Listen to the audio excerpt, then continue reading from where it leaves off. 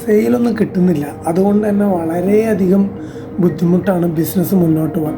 ഒരുപാട് ബിസിനസ് ഓണേഴ്സിൻ്റെ ഒരു പരാതിയാണ് സെയിൽ കിട്ടുന്നില്ല. സെയിൽ കിട്ടുക, എങ്ങനെയാണ് ബിസിനസ് ഗ്രോ ചെയ്യുക എന്നുള്ളത് വളരെയധികം ഇമ്പോർട്ടൻ്റ് ആണ്. അപ്പോൾ അത്തരത്തിൽ ബിസിനസ് ഗ്രോ ചെയ്യാനും സെയിൽ വർദ്ധിക്കാനായിട്ട് നമ്മൾ കൃത്യമായിട്ട് നമ്മളെ കസ്റ്റമറെ പഠിക്കേണ്ടതുണ്ട്. കണ്ടിന്യൂസ് ആയിട്ട് കസ്റ്റമറെ ആവശ്യകതകൾ മനസ്സിലാക്കുകയും കസ്റ്റമറുടെ നീഡുകൾ മനസ്സിലാക്കി അവരെ കൃത്യമായി പഠിച്ചുകൊണ്ടിരിക്കുന്ന ഒരാൾക്ക്, ഒരു ഓണ്ടർപ്രണർക്ക് കൃത്യമായിട്ട് അവരുടെ ബിസിനസ്സിനെ മുന്നോട്ട് കൊണ്ടുപോകാൻ സാധിക്കും എന്നുള്ളതാണ്.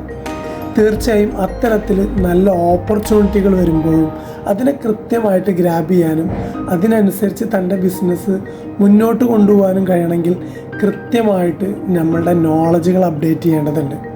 ഒരു ബിസിനസ്സിനെ സംബന്ധിച്ചിടത്തോളം നമ്മളുടെ സൊസൈറ്റിയിലെ അപ്ഡേഷൻസ്, അതുപോലെ തന്നെ നമ്മളെ കസ്റ്റമറുടെ ബിഹേവിയർ കൃത്യമായി ഓരോ തവണയും സാഹചര്യത്തിനനുസരിച്ച് അപ്ഡേറ്റായി ഒരു പഠനാന്തരീക്ഷത്തിലൂടെ കടന്നു പോകുമ്പോഴേ നമ്മളുടെ ബിസിനസ് ഗ്രോ ചെയ്യുന്നുള്ളൂ എന്നുള്ളതാണ്.